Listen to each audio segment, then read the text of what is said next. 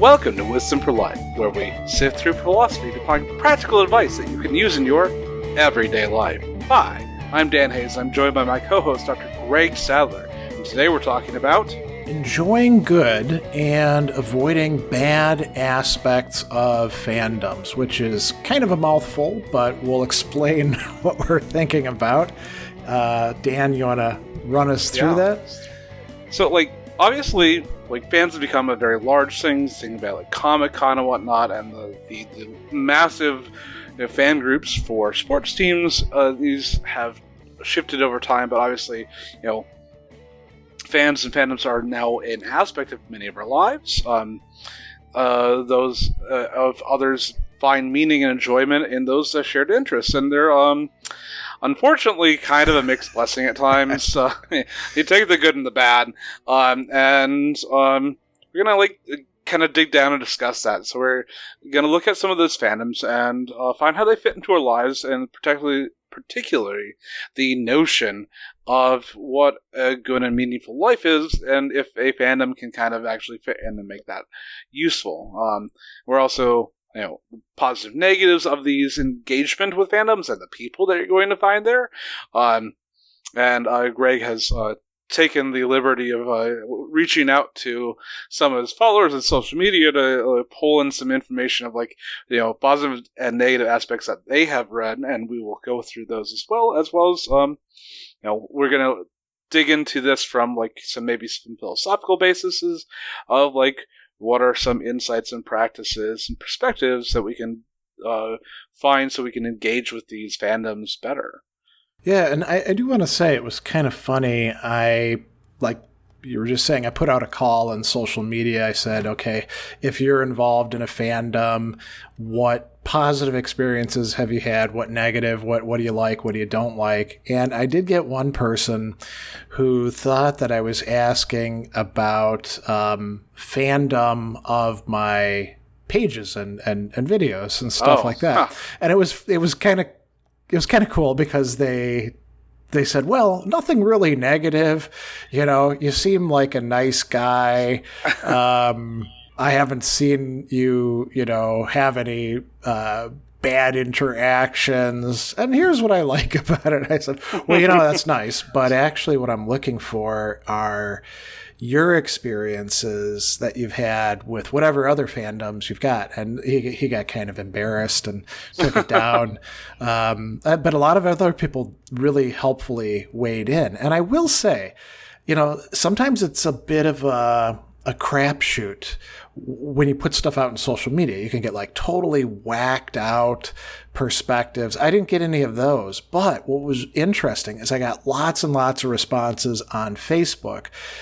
Only one response on Twitter, and that happened long after I'd posted the thing. Nothing in Mastodon, nothing in LinkedIn, nothing on my YouTube channel, where I've got close to 150,000 subscribers. Not a single one of them thought it was worth weighing in on that.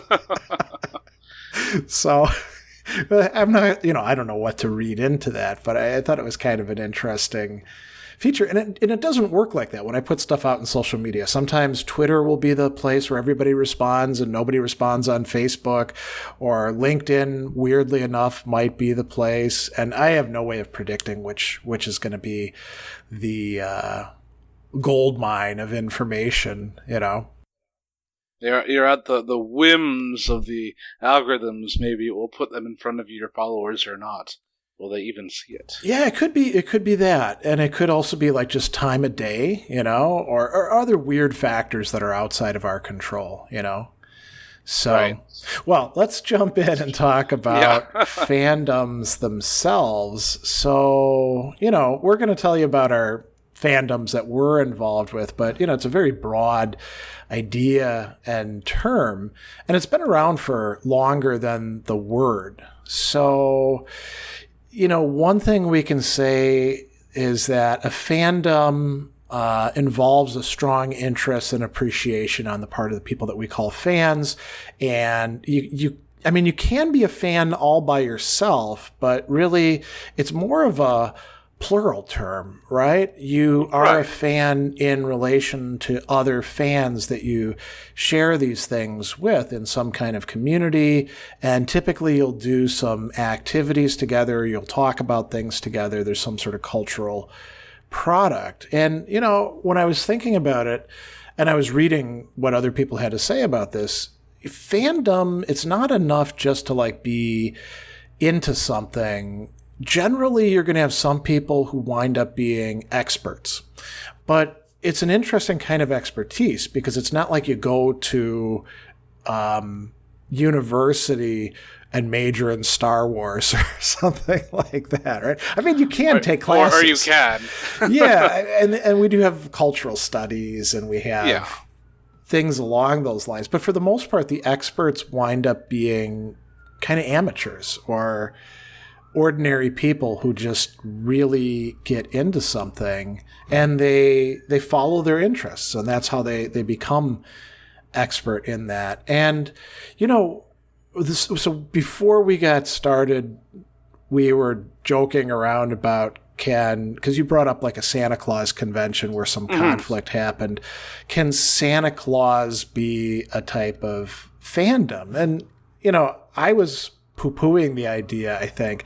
But now that I think about it, really any activity or object could furnish the grounds for a fandom. It just requires people to be into it enough. I mean, what do you think about that? Like, going back to, like, you know, thinking about the Santa Claus as well, like, there's a number of films out there, and, like... true. You know, like, it only takes one film for there to be a fandom started up about that. And so, like, there's a corpus of films, you know, both animated and not, you know, got the Santa Claus, and then they had, like, the Jack Frost spin-off on that, and they just keeps on going. Yeah, I think you can have really, really small nuggets of, you know, people like that just get into it. And I think the thing about, like, it being very social, like, you know, what does a fan want to do? They want to tell you about their fandom. That is, like, one of the main things that a fan will do. And if you don't have anyone to talk to about it, then it makes it very difficult for you to exercise that aspect of being a fan. So, you know, we have jokes about people who can't shut up about their favorite things. Like there's that, and I forget who exactly it is, that's like a vegan, a CrossFitter, and then somebody else walk into a bar. How do you know? Well, they'll tell you about it, right? And someone who uses Arch. Yeah, could be. So you know, with the CrossFitter, right? They're engaging in a kind of activity, and are they also fans of CrossFit as well? As like a separate dimension of that? They got to have the shirts. They got to talk about it. They got to like compare notes with their fellow. You got to watch those CrossFit YouTubers and. Oh right, you know, read the literature, yeah. So maybe there's a lot of things that could both be an activity by themselves or a community, and then they also have a fandom that they spin off or spawn. Right. Well, yeah, I think it's the smallest little nugget, and it can bloom into something hopefully good, but also sometimes just really weird. So before we go on further, let me throw a total out of left field curveball in there. River West Radio that we're broadcasting on is a community of different shows with producers like us, and it's been around for quite a while. Is there a fandom involved in River West Radio? I mean, there's fans of particular shows. You can get t-shirts and baseball caps for River West Radio or stickers and stuff like that. Would it take something more for there to be an actual fandom for River West Radio? What do you think? I mean, is fandom the wrong term for the people who listen? It's hard. Like, are you going there for just? I guess for those people who just keep their radio dialed into it, I could say potentially yes. Right. Like someone. like if you think about like people who listen to either like certain talk radio and they just have it on that all the time, or NPR or whatnot, and they're just like, yep, this is just what my car is always thing. And I'd say that's at least a low grade fandom. Okay. Yeah, maybe we have to like talk about levels of it, you know? I mean, like, Star Wars is not a low-grade fandom, you know? Right. I mean, somebody could be a low-grade Star Wars fan because they're just getting into it. But, I mean, you could spend your entire lifetime, like, collecting memorabilia and geeking out about this thing or that thing and watching things and reading things, right? There are hundreds of books in the Star Wars universe, both, you know, canon and not. It's like you can just dig, and also all the comics just outside of the movies and TV that are out there. Yeah. I remember when it was first coming out, and that first movie came out, and then there were action figures, and you know, there weren't many action figures at first. There was Darth Vader, Princess Leia, Han Solo, Chewbacca, Obi-Wan Kenobi, Luke Skywalker, and then Stormtroopers. That was it. And then they started adding all sorts of other ones, and it was like a big deal if you had more than one action figure at the time, you know. And because you know, we were a bunch of dumb kids, you know, what did we know? Yeah. But we were all like super into it. It must have been quite annoying for the adults, I imagine. Probably. Yeah. But it was also like, it's a master stroke of like, okay, maybe that's one of the first times of like really mass market using fandom as a source of producing large amounts of income for the group, or the producers of the medium.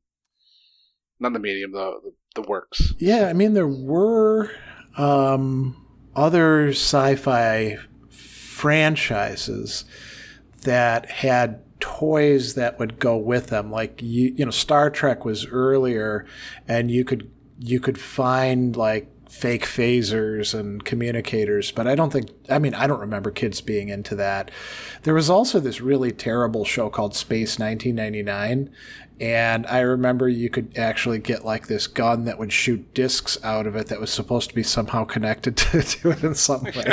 And I had that because I bought it in like the bargain rack at like Target or something. But the cool thing was you could actually angle it so like the discs would maybe like fly around corners and hit people.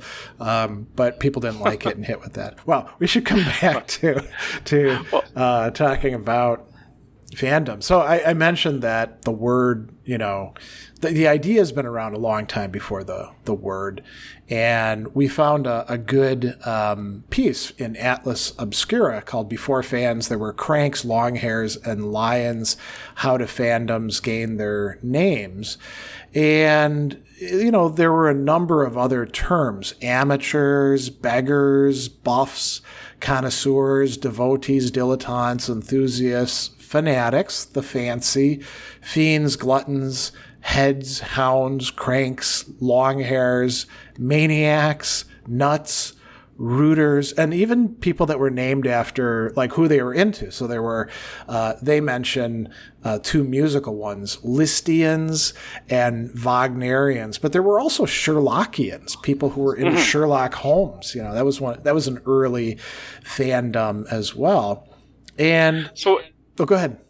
I'll just throw in like, okay, we've got some schools in philosophy, as we talk about often. The Epicureans are those that follow Epicurus, and then, you know, at one point in time, the Stoics wanted to call themselves the Zenoites or something along those lines. Yeah, Zenonians, followers of Zeno. Yeah, and so it's like, how much are you know, the either philosophies, philosophers, wise men, or religions a subset of fandom, or is that the other way around? You know, that's a really interesting question.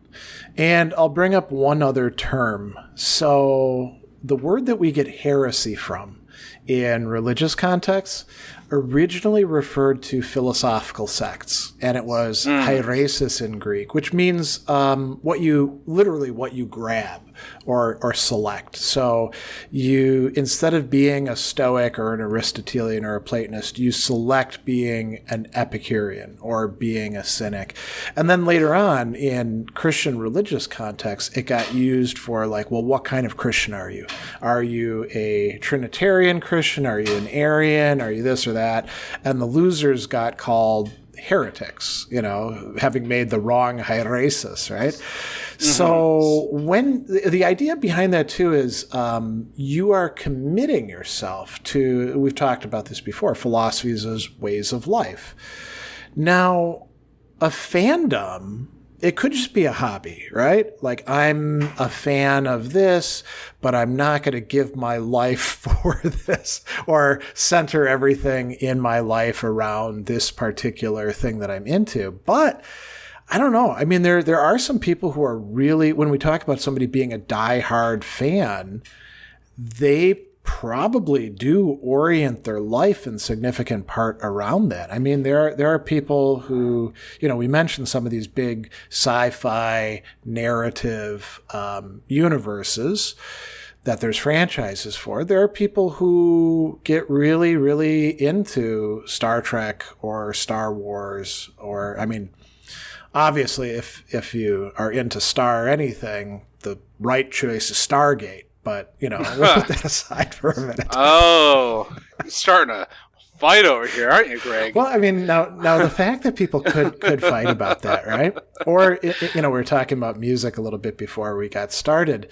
In the late 70s and the early 80s, heavy metal and punk rock enthusiasts, punkers and metalheads would actually get in like fights with each other. And they would say things like, punk is junk, heavy metal rules, and they viewed this as something that is worth not necessarily dying over, but committing yourself to in some sort of major way. So I don't know. I mean, maybe could we read philosophical commitments to schools as being something analogous to fandom? I'd be willing to say yes.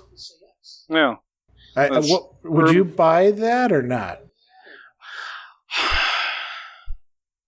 I guess there seems to be a certain dogma within a fandom, like and we'll get to this a little bit later, that like in order to be considered a true fan, you have to adhere to certain tenets. Okay. And so I guess depending on how solidly you hold yourself to a thing, so you often say that you're a little bit of you take things from here and there in philosophy. You're not like an adherent to any particular philosophy. Yeah. And so I'd say that you wouldn't be specifically a fan, but I've definitely met fans of, Aristotle or the Stoics or the Cynics or whatnot, and then they're fans. Yeah. So I guess I would say you definitely right. can.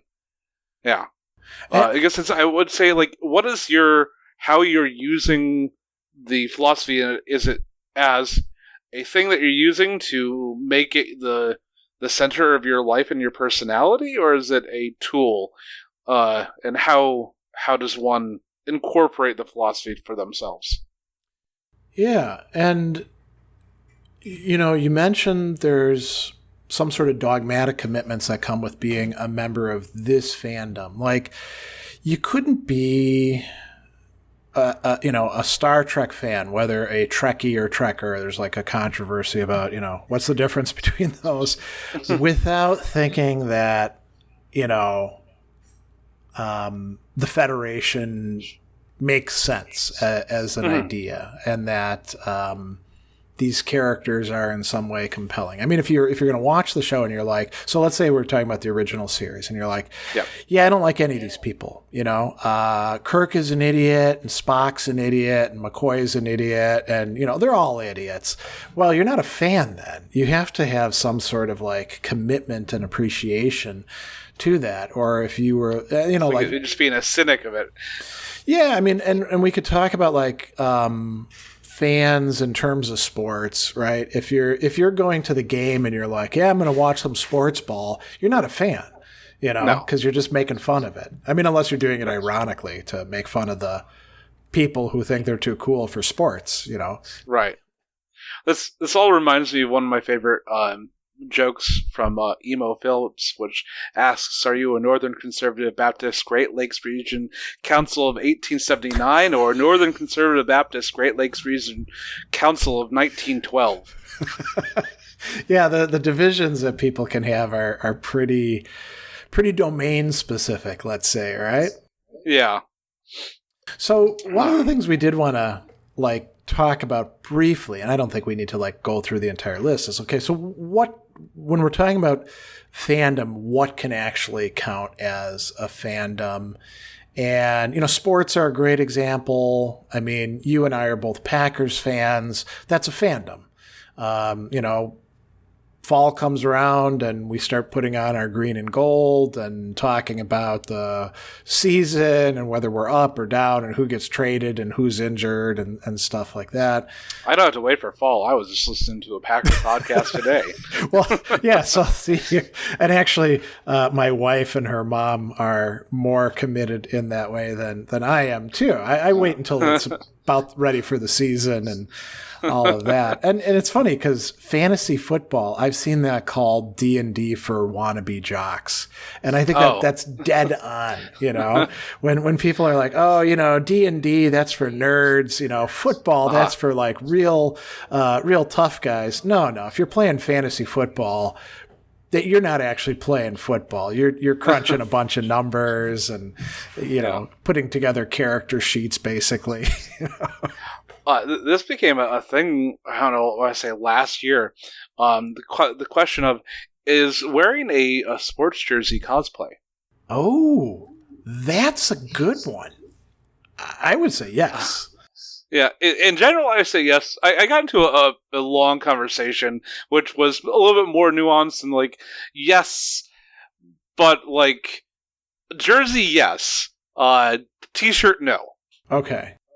Because at least you're aping a particular person when you're wearing the jersey. I mean, it's not very thorough cosplay. Because you're not wearing the little shorts or the right shoes or the pads or anything, right? But I've got a hat from, what's it called?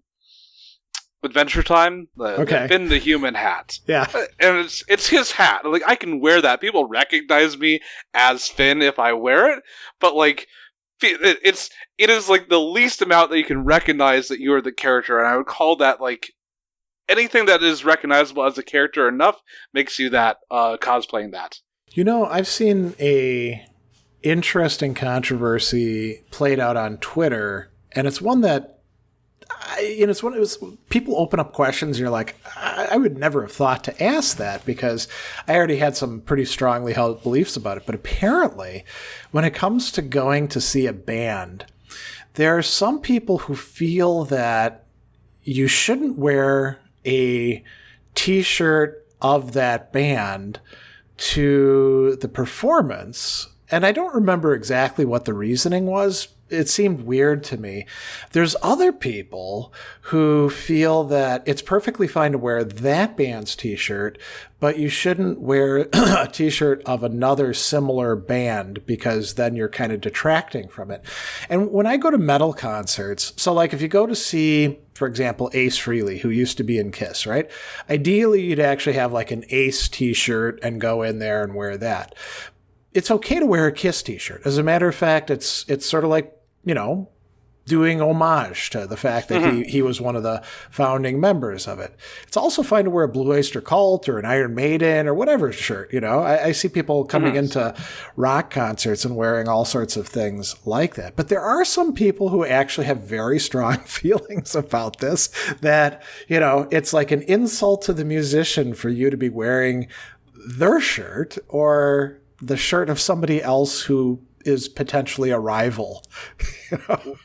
That's so weird. The only thing that I ever heard was if you're in a band, you don't wear your own merch. Yeah, I've seen that. But I don't understand that at all. But whatever. I mean, if there were bands that had arbitrary rules, legendary beefs with each other, sure. if you or a Biggie shirt at a Tupac concert. Right, yeah. Or in the early days of Megadeth, if you came in wearing like a Metallica shirt, that would be sort of like, giving the finger to Dave Mustaine, who'd been kicked out of Metallica, right? So that could kind of make sense, right? But yeah. And so music, another major thing that I think we have fandoms of. Foodies, I would say, are kinds of fandoms, Yeah. Especially the wine people. Yeah. We already talked about, like, Sherlock Holmes, and there's fans of that, so in many literary genres. Like, I know there's a Jane Austen Society here in Milwaukee, so... Is there really? Interesting. Yeah. When we were researching this, I saw that there are, and I forget what they're called, maybe Austinians or something. There's a name for people that are into Jane Austen. Yeah. But I think you got to really be into Jane Austen for that, Yeah. Lots and lots of fandoms in video games. Like, you might not know it, but like video games actually make more money than music and TV and movies put together. Really? Yes. Oh, wow. No, I didn't know that. That is interesting. There's lots of people that play them, and it's not like I go and like watch a movie and it's 2 hours. I'm going to spend hundreds of hours playing this game and really honing your craft, especially if it's like some sort of competitive game, and that people get real attached to things. Yeah. Celebrities, and that could be sports figures or even gamers. I mean, look at how certain YouTube broadcasters, people just sit and watch them play, or Twitch is the thing.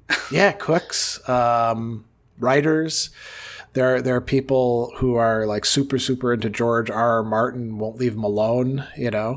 What else? Obviously TV shows and movies. Yeah. And just like we have like all these like being fans of actors or just famous people, like look at the Kardashians and whatnot. Like there are fans of those people. They built empires on like makeup and whatnot from the fandoms of their people. That is a whole, like, hell, you can look at social media and like everyone on social media that has a large following, you can call them having that fandom, and it's encouraged for you to build that to get your following to then eventually monetize that following.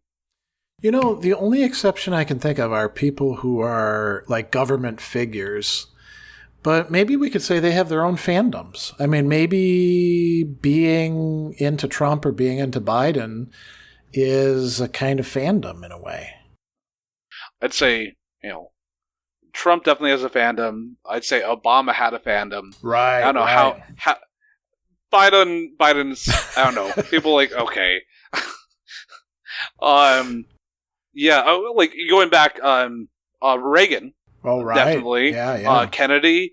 I don't know how big Ike was. I know Teddy Roosevelt. Oh yeah. Yeah, absolutely. Yeah, there's definitely big politicians that like really like just get their hooks, so they just resonate with people in a way that makes them like really care. Like hell, Teddy Bear for Teddy Roosevelt. Yeah, and there are academics who wind up having their own fandoms, like Peter Singer, Noam Chomsky, Zizek. I mean, it's impossible for me to think of Zizek without imagining him double fisting hot dogs, cramming them into his mouth. But I mean, that's an iconic image, right? Yeah. And you can get it on T-shirts and stickers and stuff like that. It's kind of a sign that he's got fans, you know? And like, if you want to go dead ones, Marcus Aurelius. People are very big fans of him. Yeah. I think you're right. We could say there's a Team Marcus out there, or there are Marcus stands, to use another term, right? Yes, absolutely. So obviously, in the advent of the technical age, the internet age, it's been very, very easy for fandoms to create. Like, even really early on like ARPANET, there were, what's it called, SBC boards? Oh, I've forgotten the name. There's boards. There's chat boards for you to, and like some of the earliest ones are like Star Trek boards. People talking about that stuff. Like fandoms were really, really early because nerds were creating the internet. And nerds tend to be fans of things, and thus, like, why not just put them together? And now we have the internet that we have with fandoms that are everywhere, and it's really, really easy for you to create them now. Whereas in the past, I heard about like the early Star Trek conventions and how that was like a big thing. Like that was like a newish thing for like interacting with people who are fans. Yeah, I read something that Leonard Nimoy went to a parade and expected to sign something like 100 autographs, and he got mobbed, and thousands of people were there, and he was stuck basically. I think if I remember right, the cops had to come in and get him out of there. But the Beatles, there was Beatlemania, speaking of the internet, so one of the things that we didn't mention is there is actually an entire network out there called Fandom. And it used to be called Wikicities and Wikia, and it's essentially wikis for fandoms of things. And I use it, when I'm doing research on various speculative fiction universes. Some of them are really, really well developed. All the characters have like a write-up and all the different things that happened. Some of them a little bit less so. But it operates, what it does is it lowers the bar to entry for getting into something. Like you mentioned Star Trek. So when I was a kid, I got to see the original series in reruns during the summer, and I thought it was just amazing, right? And then they had these movies that came out. I was like maybe 11 years old when Star Trek II Wrath of Khan came out, and we were all like, oh, this is great, it's expanding the story and all that. And then you could get Star Trek books at the library, and they would tell you Spock went off on this adventure over here, and he ran into some Romulans, and I don't think they were all very well written. And there were comic books and there were other things as well. But you kind of had to be lucky enough to watch the shows or read the books or figure it out on the way. Now you can, on your phone, look up stuff about whatever you're into, whether it's Matchbox cars or My Little Pony or, the Super Friends cartoons or whatever it is. We geeked out about the Venture Brothers a while back. Yeah. There's a Venture Brothers wiki. We could look up all we want, right? So I think that really opens up the door in a way that younger people might just sort of take for granted. It's always been there, the internet. But yeah. I remember when I was a kid, I had a Nintendo Power subscription. Okay. And that was something I was looking forward to, as well as some sort of Star Wars thing that came in the mail, but I'm not quite sure what it was at the time. But yeah, going to the library and finding those pieces of media that are put out there was a lot harder to do before internet was pervasive as it is, Yeah, and we should, I put in a little thing where we'd each talk about the fandoms that we get into. So we should probably level with the audience and tell them where our allegiances lie. I generally I love sci-fi in general. I started out as a giant Star Wars fan, especially when I was little. And then I branched out. Star Trek is I also love. We can throw in Stargate as well. I've watched all of that, even Stargate Universe, and all of the Atlantis and whatever. And the Expanse series has been great. Oh, I've been loving that. I've been really got into what is it? Lumen, Severance. And one of the best things about being a fan of an active TV show or something that's coming out, especially if it's a little bit of a mystery, is that there's that aspect that we didn't talk about of speculation of what's going to happen next. Yeah. And that is such a enjoyable aspect of fandoms, and I would say. But otherwise, obviously the Packers, as we said, I'm a fan of Stoicism as a philosophy. I like, as well as existentialism. I'd say I like some other cartoons. I even talked about this earlier. Adventure Time, I'm a fan of. then there's in video games, I've got like the Fallout series, especially like Fallout 1, Fallout 2, Fallout New Vegas. There's a high mark there, but like Myst, the game from like 1993. Oh, yeah. There's a whole bunch of. I remember that. Yeah. Yeah, they're actually just on the in a couple weeks' time from recording, and they're bringing out a remake of Ribbon, the sequel to Myst, and it's going to be in VR, and I'm going to very much enjoy that. Otherwise, I'll also, Teenage Mutant Ninja Turtles, and I like a lot of TTRPGs, and I've been, regularly playing a game of D&D for the last 4 years. I used to be really into D&D and other role-playing games when I was much younger, and it might be fun to get back into it, although, the rules have changed a lot, so it'd almost be like going back to a city that you used to know when you were a kid, and now everything's in the wrong place, and you sound like an old curmudgeon, so I don't know if I'll do that. But, hey, you can find people there playing, like... First edition? Yeah, totally. Well, that would be pretty cool. I'm also a sports fan, Green Bay Packers. We also go to the Admirals games. That's a lot of fun. I've been seeing them since I was a kid. And then, various philosophy thinkers and movements. I'm into the Stoics and the Existentialists as well, and Plato and Aristotle and people like that. And then, speculative fiction authors, there's certain ones who I'll keep going back to their works over and over again, like Ursula K. Le Guin and the Earthsea, universe. I even teach classes on it where I get to geek out about it. But yeah, there's certain TV shows that really, really stuck with me. As a kid, we all got into Star Wars. That was almost unavoidable. Right. But Star Trek was really, really a big thing for us. Favorite series? Oh, of it? So I actually found out that in addition to Trekkies and Trekkers, there is a subgroup called Niners. And that is because they think that Deep Space Nine is the best of the series. That's what I feel. I'm also a Niner. Are you really? Did not know it was a Niner, but I am a Niner. Yeah. And it's interesting when you think about it, so you can provide arguments, and this is what fans often do with each other, which have philosophical structures. You're making a claim, you're supporting it with evidence, you're trying to give reasons that another person could find convincing given certain assumptions that you share in common. It'd be sort of like arguing with a bunch of gearheads. Well, which car is the best car, right? I don't know, because I don't know anything about cars. But presumably somebody who actually does know about cars could explain to you why they think particular cars are particularly good.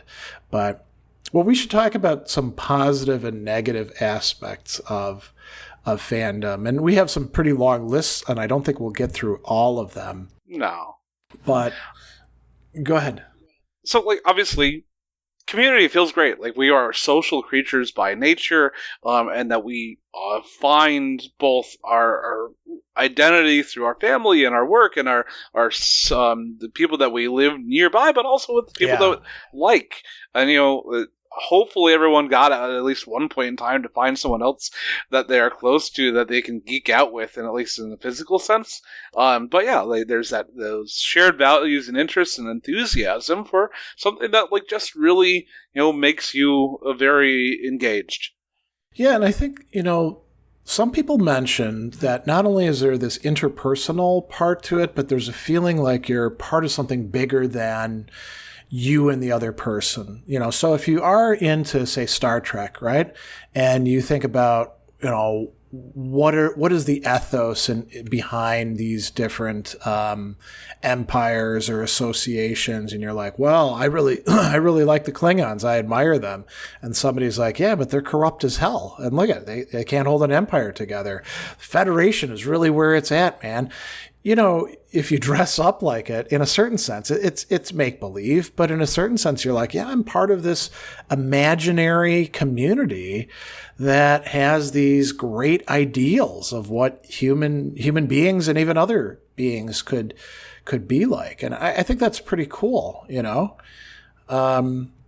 some of the things that people said in social media, like the one that I actually liked the best was, if you're into a fandom, the other fans do a lot of curating and archiving for you. And that, this is especially so in the internet age. Oftentimes they'll help you in and say, here's where you find out about this set of stuff that people are interested in, Yeah. It's like having a personal librarian that's into all the things that you are into. Yeah, that's a good way to put it. Because sometimes librarians, you ask them about something and they make a sour face like they're smelling a bad smell, And I was like, I don't know that, but I know I can find it. And the other guys are like, I know exactly what you're talking about, and I know exactly where to find it, and here's all the things before I get to the specifics when I find the page. Yeah. But also, like, talking about a conversation starters, like, I wear my Packer gears, and that's great. You're out and about, and you're at a bar and whatnot. You see someone out in Packer gears, like, hey, look, that's an easy conversation starter. Or talking to that, like, I used to ride a motorcycle all the time, and so, like, that was another, like, easy if you're wearing your leathers, or, right, you do the high sign, and the feeling of, like, this camaraderie that's always there. When I wear metal shirts, I'll have people who come up to me, and they'll say, oh, I love that band. What's your favorite album from that band? Now, it could be that some of them are actually testing me. They're like, oh, he's not really a fan at all, because that does happen when people wear band shirts. But for the most part, it is, like you said, a great conversation starter. Yeah, it's like you see like the teen that's wearing the Nirvana shirt, and I'm like, name 2 members. Like, there are 2 incredibly famous members of the band. If you can't name them, then that's the start point. That's true. I mean, if you walk around with a book, I guess it could have the same sort of function. Or, like, let's say you had an action figure. You're playing with the action figure. Somebody could be like, hey, I'm into Yoda too, Yeah. What are some of the other reader-inspired things? So people talked about having cool interactions, like meeting people online first and then like going to a convention and meeting up with people in real life, and that's kind of fun. One of the ones that I thought was really cool was the fans who may have interesting and fresh perspectives or even elaborate theories. So when you put people together, like what we're doing on the radio, show right now, we get something that's more than the sum of its parts. I know some things, you know some things, and we can put them together in a conversation. So if you get people who are really into something, they might have thought about things or have feelings about things that never occurred to you, Right. Another thing that comes to mind is like this potentially cross-generational, especially for like the big fandoms.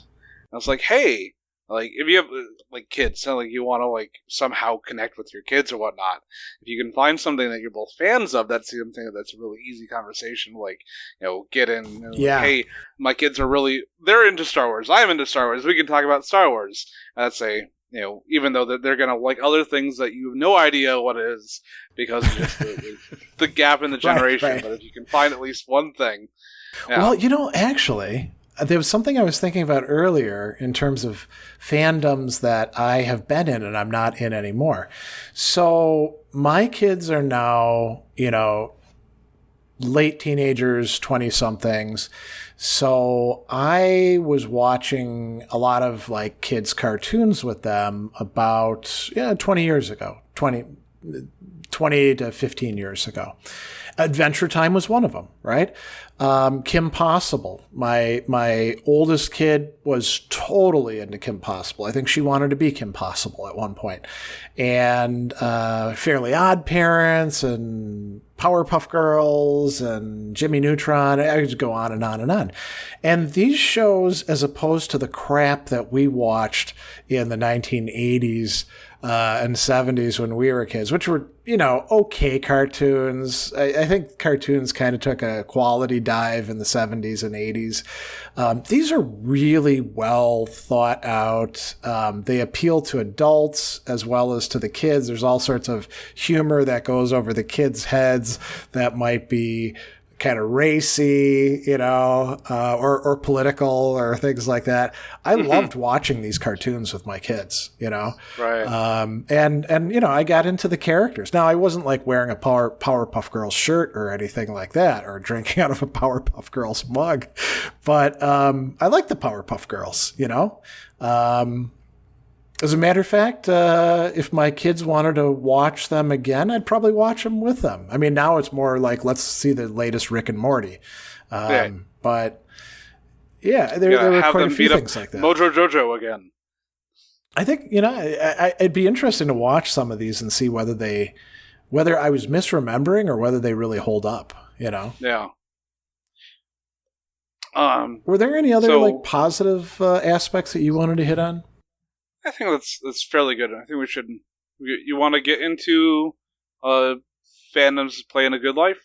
Yeah. So if fandom is something that does have positive aspects to it, it's often trivialized.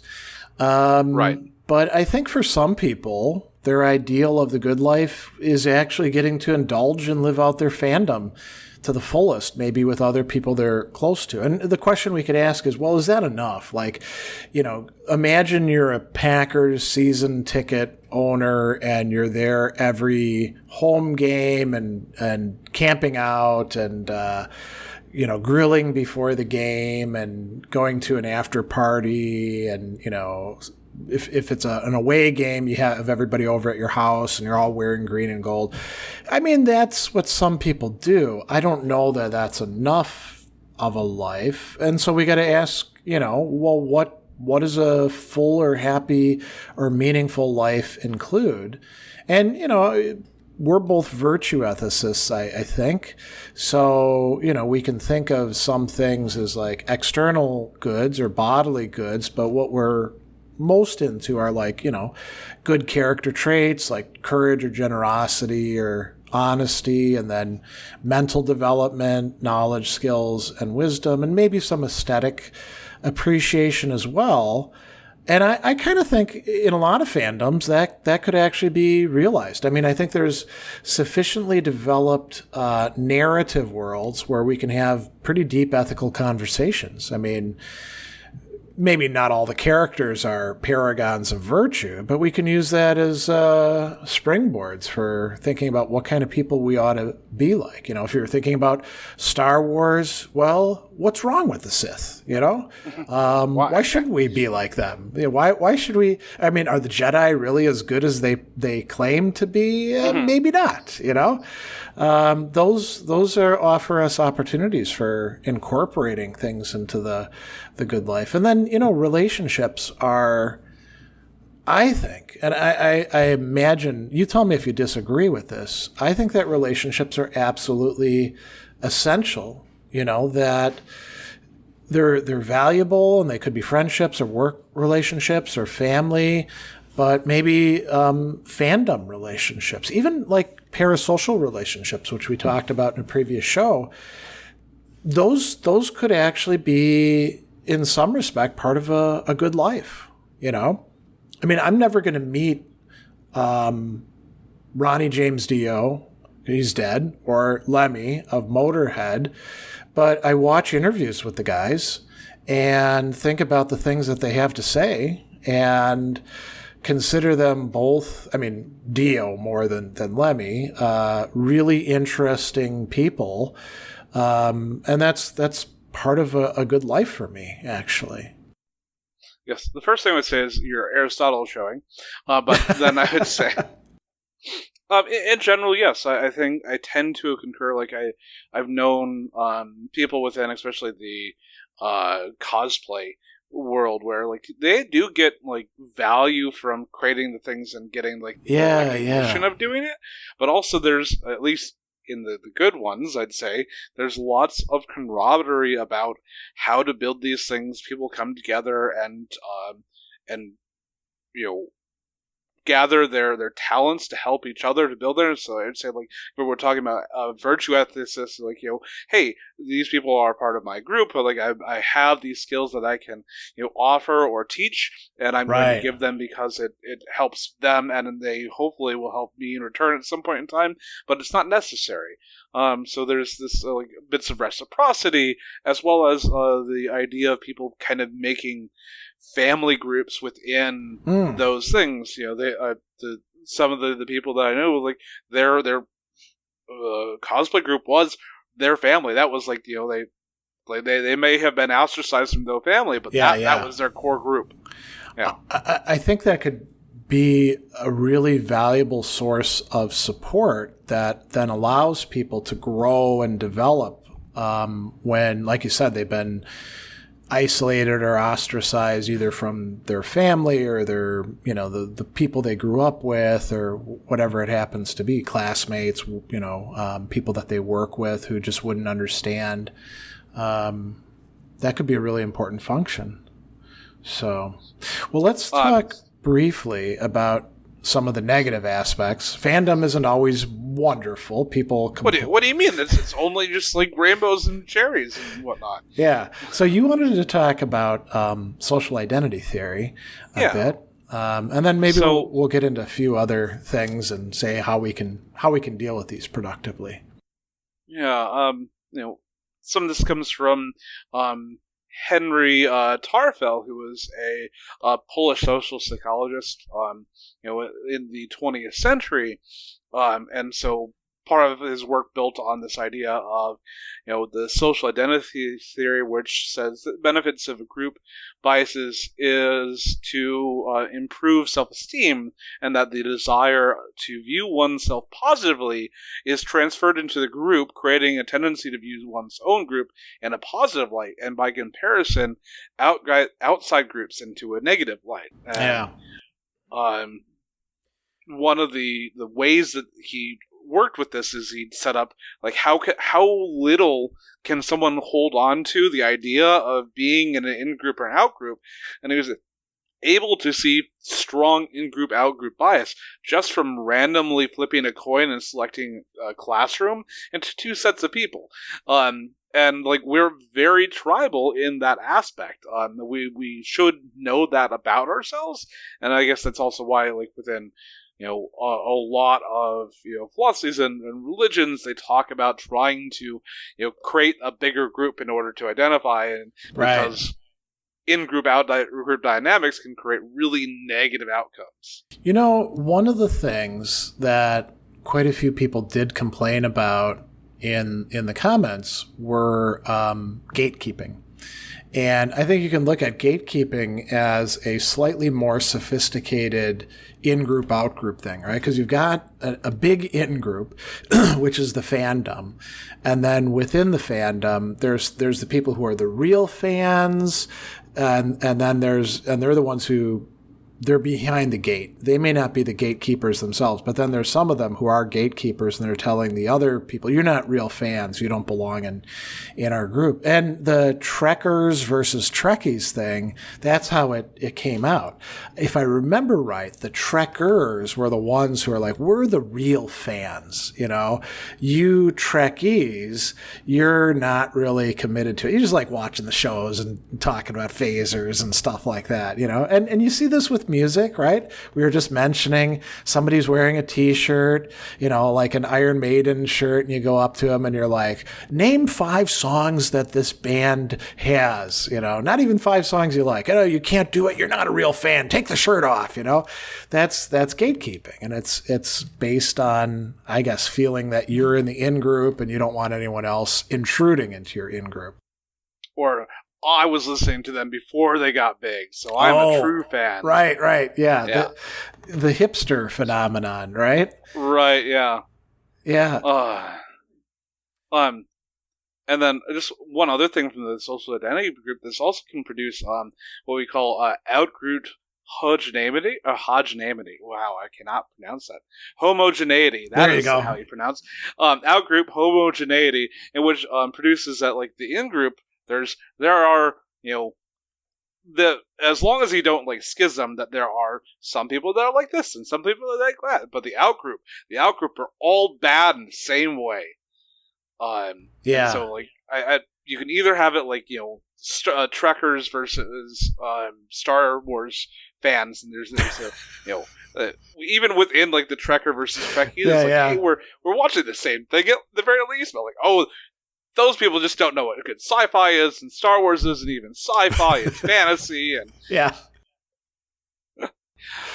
Yeah, I think there's a lot of that that goes on, and you could ask yourself, what is people's motivations for engaging in this? And usually, it's going to be, well, they're not really. There's something wrong, and it's not about the franchise or the fandom.